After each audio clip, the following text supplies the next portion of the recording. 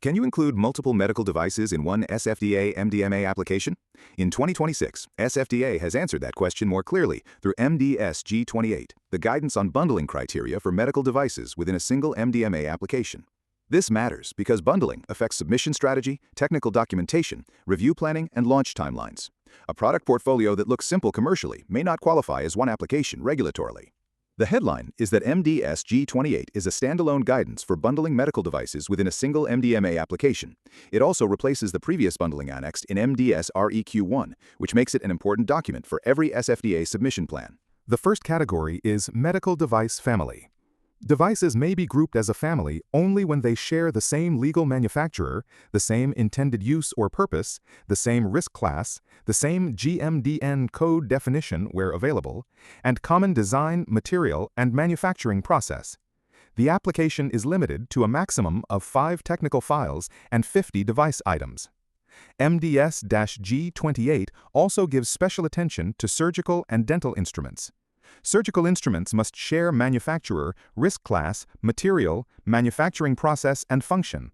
Dental instruments add another practical filter, the same specialty, such as general dentistry, oral surgery, implantology, orthodontics, periodontics, or endodontics. The second category is medical device system. A system is for devices intended to be used together to complete a common intended purpose. The technical file must link the components through labeling, instructions for use, brochures, catalogs, or clinical evaluation documents. Only one system is allowed per application, and if components have different risk classes, the highest risk class is considered. The third category is procedure pack. The main packs must have the same legal manufacturer, the same intended use or purpose, the same specialty, and the same risk class of packs. MDS-G28 also requires technical file documents for the pack and each component, labels for component contents, and manufacturer agreements to provide technical documentation to SFDA upon request. The fourth category is IVDs.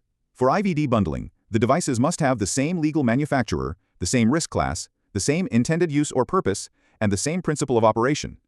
MDS-G28 then organizes IVD groupings across blood grouping, tissue typing, cancer markers, human genetic testing, infectious or immune status markers, non-infectious pathologies, physiological markers, and certain controls.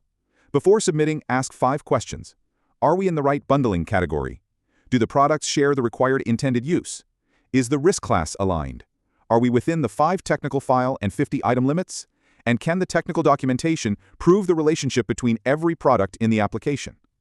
MDS-G28 is now essential reading for SFDA submission planning. For more updates on SFDA, MDR, IVDR, and MedTech regulatory strategy, subscribe and follow this channel.